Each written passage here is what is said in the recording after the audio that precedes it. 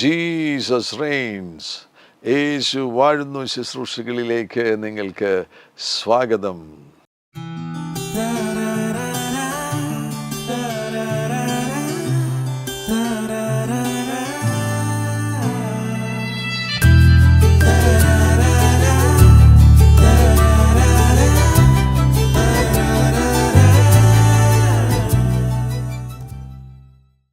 യേശുക്രിസ്തുവിൻ്റെ ഉയർത്തെഴുന്നേൽപ്പ്. നമ്മുടെ കർത്താവാകുന്ന യേശു ക്രിസ്തു മനുഷ്യ കുലത്തിൻ്റെ പാപപരിഹാരാർത്ഥം കാൽവറി ക്രൂശിൽ പരമയാഗമായി തീർന്നതിന് ശേഷം 3-ാം ദിവസം അവിടുന്ന് ഉയർത്തെഴുന്നേറ്റു. അവിടുത്തെ ഉയർത്തെഴുന്നേൽപ്പിനെ കുറിച്ചുള്ള ചില ലളിതമാകുന്ന ചിന്തകൾ പങ്കുവയ്ക്കുവാനാണ് ഹൃദയത്തിൽ പ്രേരണ ലഭിക്കുന്നത്. 2 തിമോത്തിയോസിൻ്റെ ലേഖനം 2-ാമത്തെ അധ്യായം അതിൻ്റെ 8-ാമത്തെ വാക്യം, ദാവീദിൻ്റെ സന്തതിയായി ജനിച്ച് മരിച്ചിട്ട് ഉയർത്തെഴുന്നേറ്റിരിക്കുന്ന യേശു ക്രിസ്തുവിനെ ഓർത്തുകൊള്ളുക, അതാകുന്നു എൻ്റെ സുവിശേഷം. ദാവീദിൻ്റെ സന്തതിയായി, യേശുവിൻ്റെ വംശാവലി, വംശ പരമ്പര അവിടെ പരാമർശിക്കുന്നു. ദാവീദിൻ്റെ സന്തതിയായി ജനിച്ച് മരിച്ചിട്ട് ഉയർത്തെഴുന്നേറ്റിരിക്കുന്ന യേശു ക്രിസ്തുവിനെ ഓർത്തുകൊള്ളുക. അതാണ് സുവിശേഷത്തിൻ്റെ കാതലായിട്ടുള്ള ഭാഗം. യേശു നമുക്ക് വേണ്ടി പരമയാഗമായി തീർന്നു.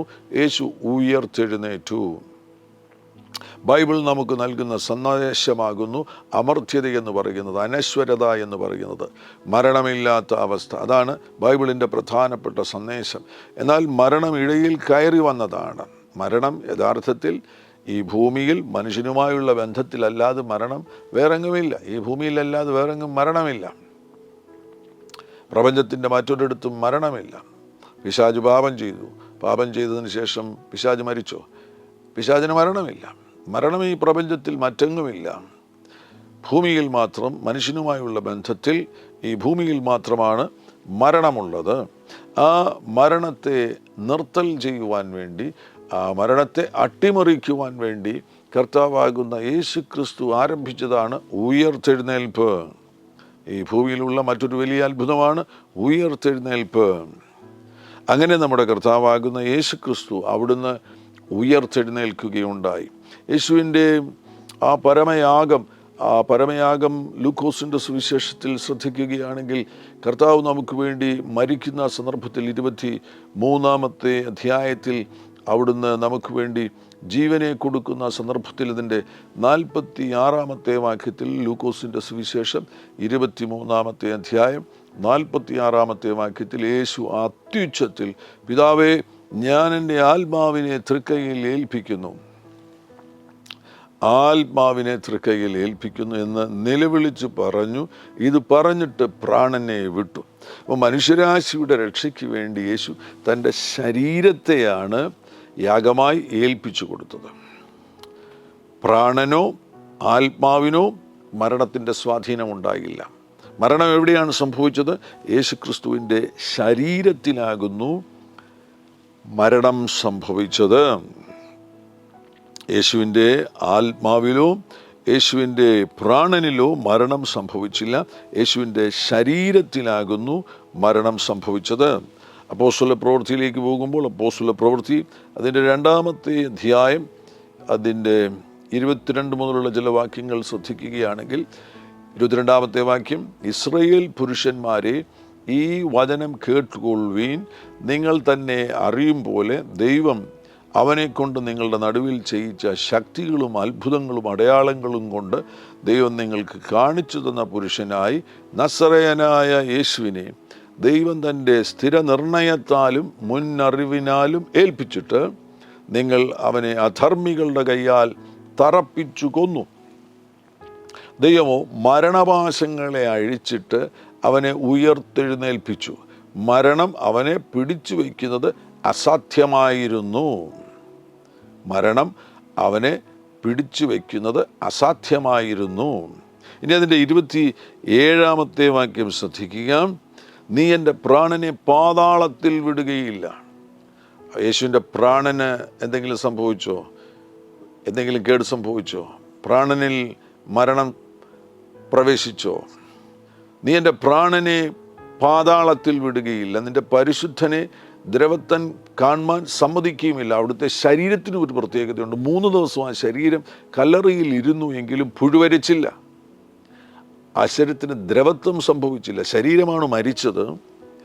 കർത്താവിൻ്റെ പ്രാണൻ പുറത്തു വന്നു, ആത്മാവ് പുറത്തു വന്നു, ശരീരം മരിച്ചു.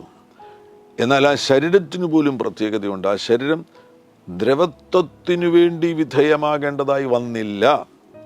നിന്റെ പരിശുദ്ധനെ ദ്രവത്വം കാണുവാൻ സമ്മതിക്കുകയില്ല. ഇനി അതിൻ്റെ 31 വാക്യം കൂടെ ശ്രദ്ധിക്കുക. അവനെ പാതാളത്തിൽ എന്ന് അവിടെ പറയുന്ന സന്ദർഭത്തിൽ അത് ഈ മലയാളം ട്രാൻസ്ലേഷൻ ഒന്ന് ശ്രദ്ധിക്കണം. ഈ 31 വാക്യത്തിൽ സോൾ, പ്രാണൻ എന്നുള്ള അർത്ഥമാണ്. ഇംഗ്ലീഷിലൊന്ന് വായിക്കാം. അപ്പോസ്തല പ്രവൃത്തി അതിൻ്റെ 2-ാമത്തെ അധ്യായം 27 വാക്യം വായിക്കാം. For you will not leave my soul in Hades.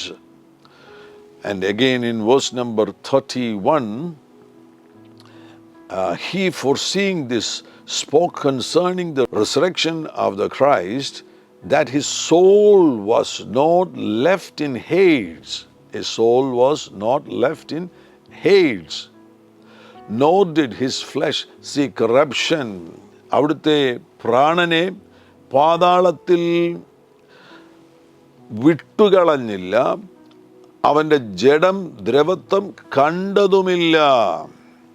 യേശുക്രിസ്തുവിൻ്റെ ആ ക്രൂശീകരണവുമായിട്ടുള്ള ബന്ധത്തിൽ സംഭവിച്ച കാര്യങ്ങൾ നിങ്ങൾ ശ്രദ്ധിക്കുക. യേശുവിൻ്റെ ശരീരമാകുന്നു മരിച്ചത്, യേശുവിൻ്റെ ആത്മാവ് പുറത്തു വന്നു, യേശുവിൻ്റെ പ്രാണൻ പുറത്തു വരികയുണ്ടായി. യേശുവിൻ്റെ ആത്മാവും പ്രാണനും ശരീരത്തിൽ നിന്ന് പുറത്തു വന്നു, ശരീരമാണ് മരിച്ചത്. ഇനി ആ ശരീരം തന്നെ, ആ ശരീരം ദ്രവത്വം കണ്ടില്ല. യേശുക്രിസ്തുവിൻ്റെ ശരീരം ദ്രവത്വം കണ്ടില്ല. വളരെ അത്ഭുതകരമാകുന്ന ഈ കാര്യങ്ങൾ മനസ്സിലാക്കുക. ഒരു മൃതദേഹം 24 മണിക്കൂറിനുള്ളിൽ കേടുവരുവാൻ തുടങ്ങും. അതിൽ ദുർഗന്ധം വമിക്കുവാൻ തുടങ്ങും, മെല്ലെ അത് പുഴുവരിക്കുവാൻ തുടങ്ങും. അധികം വൈകുന്നതിന് മുന്നമേ ആ മാംസം മുഴുവൻ പുഴുവിനിരയായിത്തീരും. ചില ദിവസങ്ങൾ കഴിയുമ്പോൾ അസ്ഥിപഞ്ജരം മാത്രമാണ് ശേഷിക്കുന്നത്. എന്നാൽ യേശുവിൻ്റെ ശരീരം 3 ദിവസം കല്ലറയിലിരുന്നു. ആ കല്ലറയിൽ ആത്മാവോ പ്രാണനോ, യേശുവിൻ്റെ ആത്മാവോ പ്രാണനോ കല്ലറയിൽ പ്രവേശിക്കേണ്ടതായിട്ട് വന്നില്ല. കല്ലറയിൽ 3 ദിവസം തുടരേണ്ടതായിട്ട് വന്നില്ല. യേശുവിൻ്റെ ശരീരം ഇല്ലാതിരിക്കുമ്പോൾ തന്നെ യേശു ആത്മാവിൽ ജീവനുള്ളവനായിരുന്നു. ആ കല്ലറയിൽ 3 ദിവസം ശരീരം ഇരിക്കുമ്പോൾ ആ ശരീരം ദ്രവത്വം കണ്ടില്ല. ഇത് വളരെ അത്ഭുതകരമാകുന്നൊരു വലിയ സത്യം ദൈവത്തിൻ്റെ വചനം നമ്മളെ പഠിപ്പിക്കുന്നു. അവിടുത്തെ ശരീരം ദ്രവത്വം കണ്ടില്ല. ആ ദ്രവത്വം കാണാതിരുന്ന ശരീരത്തിലേക്കാണ് 3 ദിവസം കഴിഞ്ഞപ്പോൾ, ആ 3-ാം ദിവസം പ്രഭാത സമയത്ത് ആത്മാവും പ്രാണനും, യേശുവിൻ്റെ ആത്മാവും പ്രാണനും മടങ്ങി വന്ന് ആ ശരീരം ഉയർത്തെഴുന്നേറ്റത്. അവിടുത്തെ ശരീരമാകുന്നു മരണത്തിന് വിധേയമായത്. മാനവകുലത്തിൻ്റെ മുഴുവൻ പാപം വഹിച്ചുകൊണ്ട് ശരീരമാകുന്നു മരണത്തിന് വിധേയമായത്. 3-ാം ദിവസം ആ ശരീരം ഉയർത്തെഴുന്നേൽക്കുകയുണ്ടായി. കേടുവരാതിരുന്നു ആ ശരീരം കല്ലറയ്ക്കുള്ളിൽ, പുഴുവരിക്കാതിരുന്നു ആ ശരീരം കല്ലറയ്ക്കുള്ളിൽ, ദ്രവത്വം കാണാതിരുന്നു ആ ശരീരം കല്ലറയ്ക്കുള്ളിൽ. ആ ശരീരത്തിലേക്ക് യേശുവിൻ്റെ ആത്മാവും പ്രാണനും മടങ്ങി വന്നു. 3-ാം ദിവസം യേശു ഉയർത്തെഴുന്നേറ്റു. 1 കൊരിന്ത്യർ 15-ാമത്തെ അധ്യായത്തിലേക്ക് പോകുമ്പോൾ അതിൻ്റെ 3 മുതലുള്ള വാക്യങ്ങളിൽ ചില പ്രധാനപ്പെട്ട കാര്യങ്ങൾ നമുക്ക് കാണാൻ കഴിയുന്നുണ്ട്. ക്രിസ്തു നമ്മുടെ പാപങ്ങൾക്ക് വേണ്ടി തിരുവെഴുത്തുകളിൻ പ്രകാരം മരിച്ച് അടക്കപ്പെട്ടു. 4-ാം വാക്യം, തിരുവെഴുത്തുകളിൻ പ്രകാരം 3-ാം നാൾ ഉയർത്തെഴുന്നേറ്റു. അപ്പോൾ യേശുക്രിസ്തുവിൻ്റെ ആ വലിയ യാഗത്തെക്കുറിച്ച് തിരുവെഴുത്ത് വളരെ വ്യക്തമായി രേഖപ്പെടുത്തിയിരുന്നു. തിരുവെഴുത്തുകളിൽ പ്രവചന പ്രഖ്യാപനങ്ങൾ ഉണ്ടായിരുന്നു. മനുഷ്യകുല രക്ഷകനായി മശിഹ വരികയും മശിഹ മാനവകുലത്തിൻ്റെ രക്ഷയ്ക്കായിട്ട് പരമയാഗമായി തീരും എന്ന് പഴയ നിയമ തിരുവെഴുത്തുകളിൽ രേഖപ്പെടുത്തിയിരുന്നു. അതുമാത്രമല്ല, മശിഹ 3-ാം നാൾ ഉയർത്തെഴുന്നേൽക്കുമെന്ന് തിരുവെഴുത്തുകളിൽ രേഖപ്പെടുത്തിയിരുന്നു. യേശുക്രിസ്തു അവിടുന്ന് തന്നെ അവിടുത്തെ വായിൽ നിന്ന് വചനത്തെ പുറപ്പെടുവിച്ചിരുന്നു. ഞാൻ 3-ാം നാൾ ഉയർത്തെഴുന്നേൽക്കുമെന്ന് തിരുവെഴുത്തുകളിൻ പ്രകാരം, തിരുവചനപ്രകാരം അവിടുന്ന് 3-ാം നാൾ ഉയർത്തെഴുന്നേറ്റു.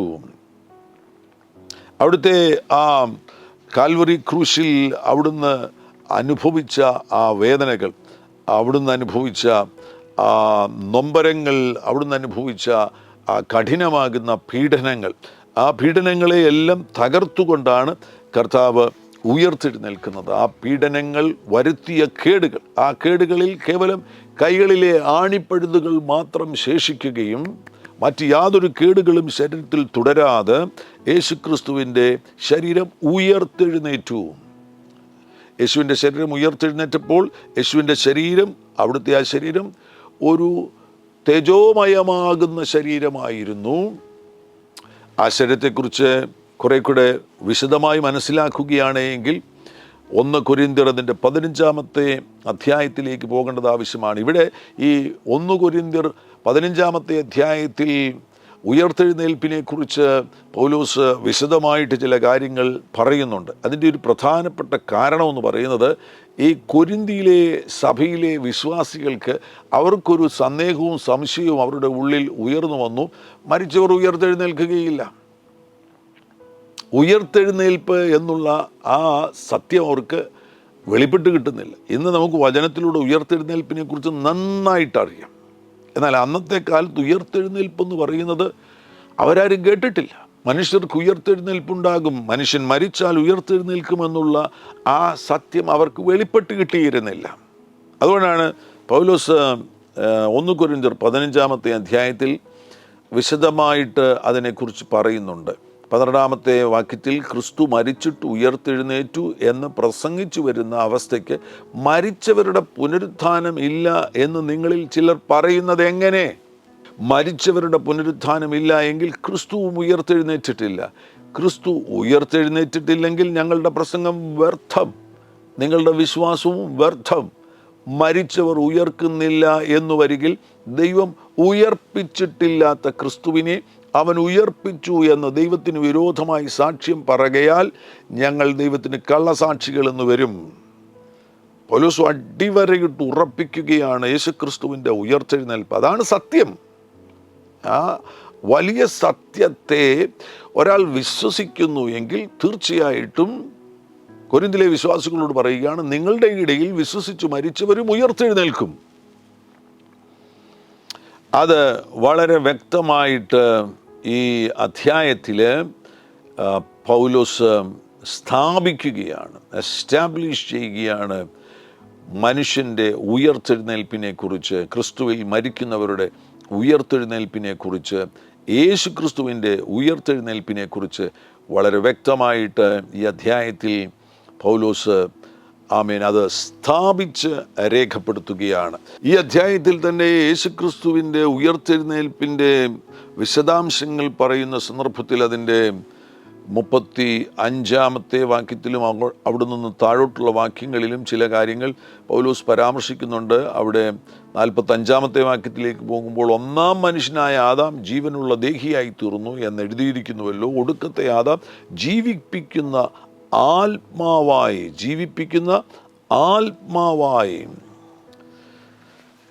അവിടുന്ന് ജീവിപ്പിക്കുന്ന ആത്മാവായി ആ ഉയർത്തെഴുന്നേൽപ്പ് സംഭവിച്ച സന്ദർഭത്തിൽ ആ ശരീരം യേശു ഈ ഭൂമിയിലായിരുന്നപ്പോൾ യേശുവിൻ്റെ ജനനം നിസ്തുലമായിരുന്നുവല്ലോ. യേശുവിൻ്റെ ജനനത്തിൽ യേശു അമ്മ മറിയയുടെ ഗർഭപാത്രത്തിലാണ് ഉരുവായതെങ്കിൽ പോലും അമ്മയിൽ നിന്നോ മറിയയിൽ നിന്നോ ജോസഫിൽ നിന്നോ ഒന്നും യേശുവിൽ വന്നിട്ടില്ല.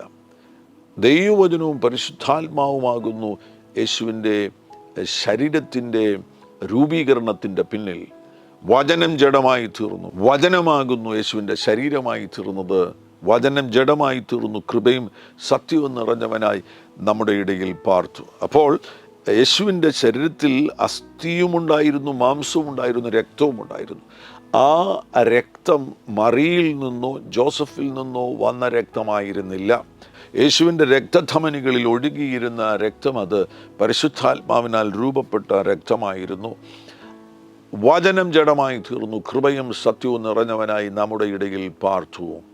ആ ശരീരം ഈ ഭൂമിയിലായിരുന്നപ്പോൾ ആ ശരീരത്തിന് പ്രത്യേകതയുണ്ടായിരുന്നു. ആ ശരീരത്തിന് ലൂക്കോസിൻ്റെ സുവിശേഷം, മത്തായിയുടെ സുവിശേഷം, ഈ ഭാഗങ്ങളിലൊക്കെ യേശുവിൻ്റെ തേജസ്കരണം സംഭവിക്കുന്ന സന്ദർഭത്തിൽ അവിടെ നമുക്ക് കാണാൻ കഴിയുന്നുണ്ട്. പ്രത്യേകിച്ച് മത്തായിയുടെ സുവിശേഷം അതിൻ്റെ 17-ാമത്തെ അധ്യായത്തിലും ലൂക്കോസിൻ്റെ സുവിശേഷം അതിൻ്റെ 9-ാമത്തെ അധ്യായത്തിലും, അവിടേക്ക് പോകാം. ലൂക്കോസിൻ്റെ സുവിശേഷം 9-ാമത്തെ അധ്യായം 29-ാമത്തെ വാക്യത്തിൽ അവിടെ കർത്താവ് അവൻ പ്രാർത്ഥിക്കുമ്പോൾ മുഖത്തിൻ്റെ ഭാവം മാറി എന്നാണ് അവിടെ രേഖപ്പെടുത്തിയിരിക്കുന്നത്. ആ ഗ്ലോറി മുഖത്ത് വെളിപ്പെടുകയാണ്.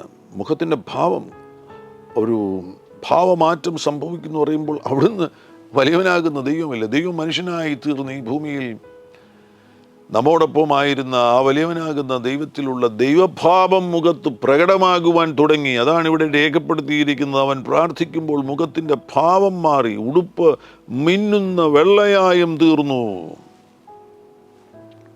അത്ഭുതകരം, മഹാത്ഭുതകരം. എന്നാൽ ഈ ഭൂമിയിലായിരുന്ന സന്ദർഭത്തിൽ മനുഷ്യ ശരീരത്തിൻ്റെ എല്ലാവിധമാകുന്ന പരിമിതികൾക്കും വിധേയമായി തന്നെ യേശു ഈ ഭൂമിയിൽ ജീവിച്ചു. ഉയർത്തെഴുന്നേറ്റപ്പോൾ യേശുവിൻ്റെ അപരിമിതമാകുന്ന ആ ശക്തിയുടെ പ്രകടനം, തേജസ്സിൻ്റെ പ്രകടനം അവിടുത്തെ ശരീരത്തിൽ വന്നു എന്ന് വളരെ വ്യക്തമാകുന്നു.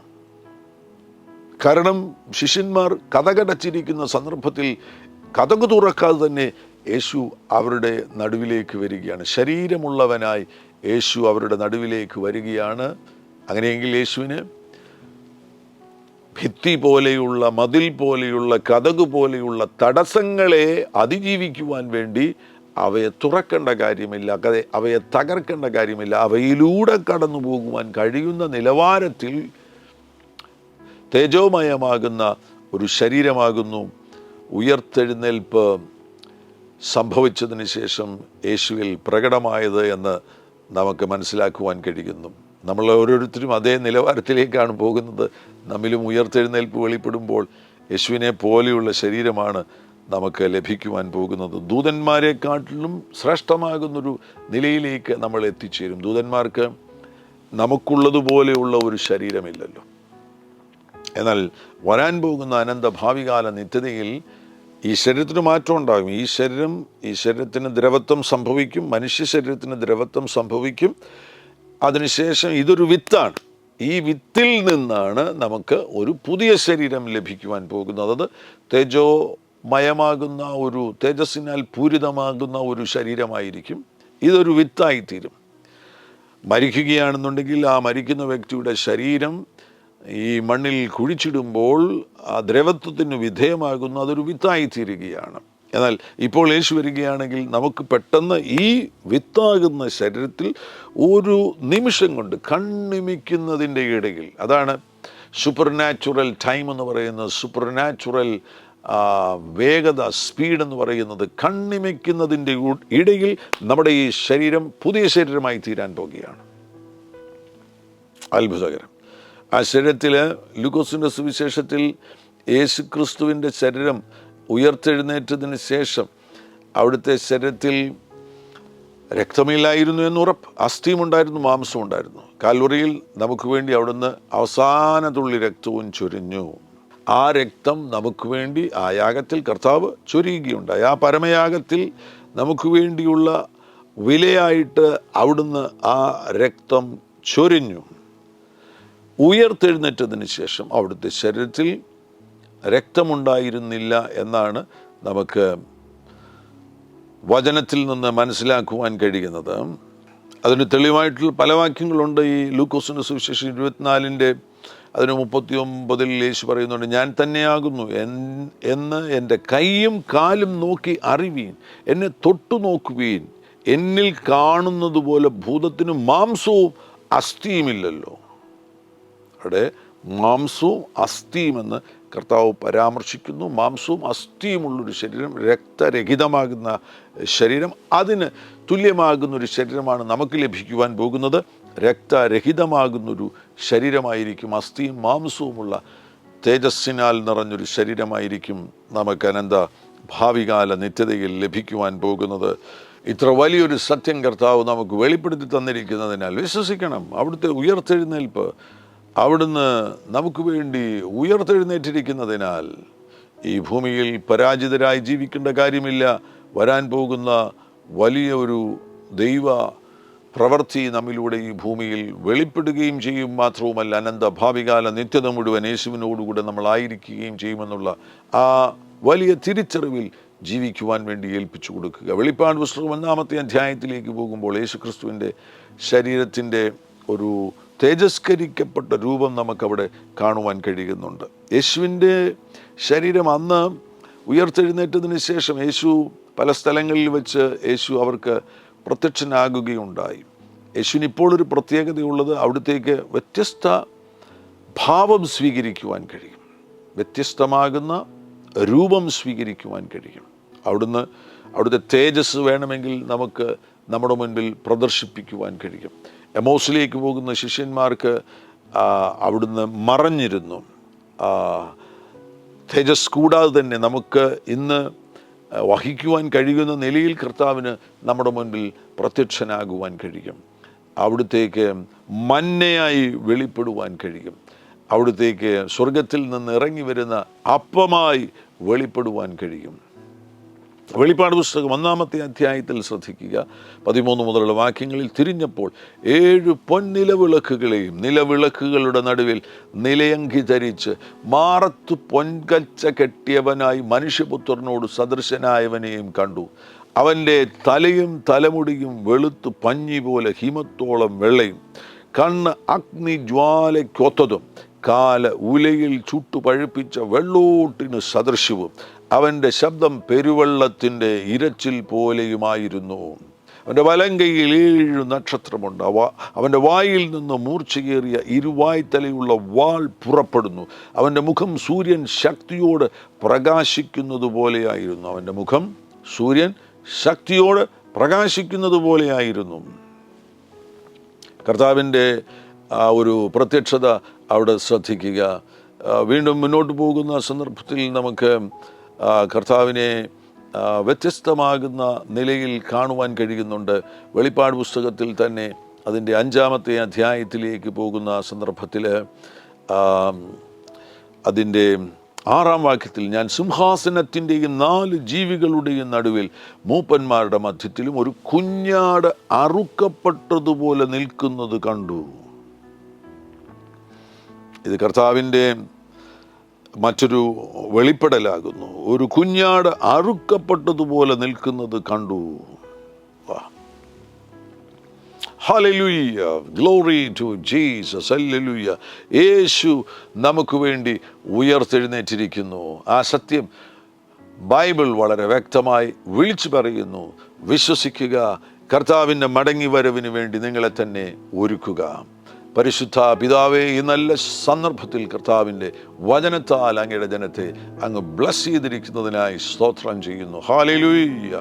യേശു ക്രിസ്തുവിൽ പ്രത്യാശ വെച്ചുകൊണ്ട് ജീവിക്കുവാൻ ഈ പ്രിയപ്പെട്ടവരെ സഹായിക്കണമേ. മഹാത്ഭുതങ്ങൾ അവരുടെ ജീവിതത്തിൽ സംഭവിക്കട്ടെ. യേശുവിൻ നാമത്തിൽ ഞാൻ രോഗികൾക്ക് വേണ്ടി പ്രാർത്ഥിക്കുന്നു. ശാരീരിക രോഗം അനുഭവിക്കുന്നവർ ഇപ്പോൾ യേശുവിൻ നാമത്തിൽ സൗഖ്യമാകട്ടെ. രോഗബാധകൾ അവരെ വിട്ടുപോകട്ടെ. അത്ഭുതങ്ങൾ അങ്ങ് ചെയ്യുന്നതിനായി സ്തോത്രം. വലിയ അത്ഭുതങ്ങൾ അങ്ങ് ചെയ്യുന്നതിനായി സ്തോത്രം ചെയ്യുന്നു. കർത്താവേ, വഴി അടഞ്ഞവരുടെ മുൻപിൽ വഴികളെ തുറന്നു കൊടുക്കണമേ. സാമ്പത്തിക ഞെരുക്കത്തിലൂടെ കടന്നു പോകുന്നവരെ ഉദ്ധരിക്കണമേ എന്ന് പ്രാർത്ഥിക്കുന്നു. മഹാത്ഭുതങ്ങൾ അങ്ങ് ചെയ്യുന്നതിനായി സ്തോത്രം ചെയ്യുന്നു. അങ്ങയുടെ ജനത്തെ ബ്ലസ് ചെയ്യുന്നു യേശു ക്രിസ്തുവിൻ നാമത്തിൽ തന്നെ. ആമേൻ, ഹല്ലേലൂയ, ഗ്ലോറി ടു ജീസസ്. ഈ സന്ദേശം ദയവായി മറ്റുള്ളവരുമായി ഷെയർ ചെയ്യുവാൻ ഓർപ്പിക്കുന്നു. ഈ ചാനൽ ഇതുവരെയും സബ്സ്ക്രൈബ് ചെയ്തിട്ടില്ല എങ്കിൽ ദയവായി സബ്സ്ക്രൈബ് ചെയ്യുക. കർത്താവാകുന്ന യേശു നിങ്ങളുടെ കൂടെയിരിക്കും. God bless you. ആമേൻ. ഞങ്ങൾ പുതുതായി ആരംഭിച്ചിരിക്കുന്ന WhatsApp channel, Malayalam WhatsApp channel follow ചെയ്യുവാൻ വിനയപുരസ്സരം അപേക്ഷിക്കുന്നു. ഞങ്ങളുടെ എല്ലാ മലയാളം വീഡിയോസും ഈ വാട്സപ്പ് ചാനലിൽ ലഭ്യമായിരിക്കും. ഫോളോ ചെയ്യുവാൻ ആഗ്രഹിക്കുന്നവർക്ക് ലിങ്ക് അയച്ചു തരുന്നതായിരിക്കും. സ്ക്രീനിൽ കാണുന്ന ഫോൺ നമ്പറിൽ ഒരു സന്ദേശം അയയ്ക്കുക. ഈ ചാനൽ നിങ്ങൾക്ക് തീർച്ചയായിട്ടും വലിയൊരു അനുഗ്രഹമായി തീരും.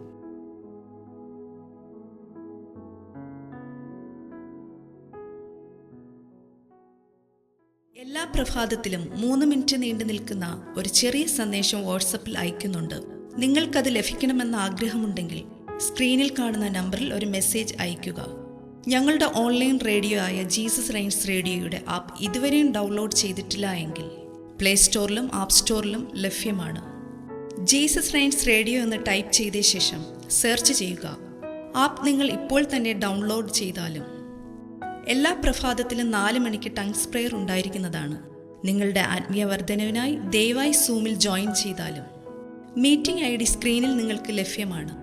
അതോടൊപ്പം തന്നെ എല്ലാ ബുധനാഴ്ചയും രാത്രി 10 മുതൽ 1 മണി വരെ നൈറ്റ് പ്രെയർ ഉണ്ടായിരിക്കുന്നതാണ്. നമുക്ക് ഒരുമിച്ച് രാജ്യങ്ങൾക്ക് വേണ്ടി പ്രാർത്ഥിക്കാം. ദയവായി സൂമിൽ ജോയിൻ ചെയ്താലും ഈ യൂട്യൂബ് ചാനൽ നിങ്ങൾ ഇതുവരെയും സബ്സ്ക്രൈബ് ചെയ്തിട്ടില്ല എങ്കിൽ ഇപ്പോൾ തന്നെ സബ്സ്ക്രൈബ് ചെയ്യുക. ശേഷം ബെൽ ബട്ടൺ അമർത്താൻ മറക്കല്ലേ. ഈ സന്ദേശം മറ്റുള്ളവരിലേക്ക് അനുഗ്രഹമാകാൻ ഷെയർ ചെയ്താലും കർത്താവ് നിങ്ങളെ ധാരാളമായി അനുഗ്രഹിക്കട്ടെ.